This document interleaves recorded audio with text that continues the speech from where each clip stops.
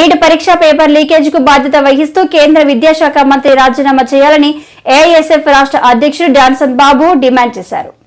Visakha GVMC Gandhi విగ్రహం వద్ద ఆయన మాట్లాడుతూ దీనిపై దేశవ్యాప్తంగా పెద్ద ఎత్తున నిరసన చేపట్టిన నేపథ్యంలో లీకేజీ కారణమైన 3 అరెస్టు చేసినట్లు తెలిపారు. నా పేరు వి జాన్సన్ బాబు, ఏఐఎస్ఎఫ్ రాష్ట్ర అధ్యక్షుడు. 2024 సంవత్సరానికి సంబంధించి నీట్ పరీక్షను ఎన్టీఏ సంస్థకు కేంద్ర ప్రభుత్వం అప్పజెప్పడం జరిగింది. ఈ సంస్థ ద్వారా మరి నీట్ పరీక్షకు ముందే ఒక రోజు ముందు ఇది మరి ఎట్లా పూర్తి స్థాయిలో కేంద్రంలో మరి ఎప్పుడు లేని విధంగా ర్యాంకులు రావడం జరిగింది. 67 మందికి మరి ఫస్ట్ ర్యాంకులు రావడం జరిగింది. 720 మార్కులకు 720 మార్కులు కూడా రావడం జరిగింది. మరి నీట్ చరిత్రలోనే ఇటువంటి రిజల్ట్ ఎప్పుడు రాలేదని విద్యార్థులంతా భావించారు.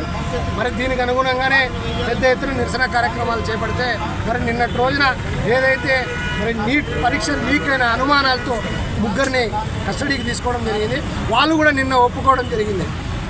మేము లీక్ చేశాము, 30 లక్షల రూపాయలు ఒక్కొక్కరితో వసూలు చేశామని చెప్పేసి తెలియజేయడం జరిగింది.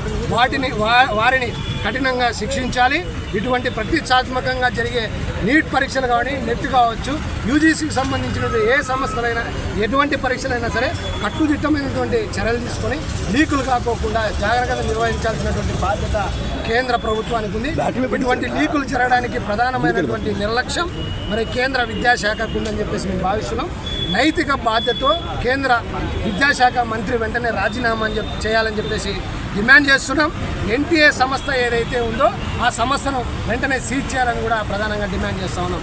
ఎందుకంటే లక్షలాది మంది విద్యార్థులు 22 లక్షల మంది ఈ నీట్ పరీక్షలో పాల్గొనడం జరిగింది.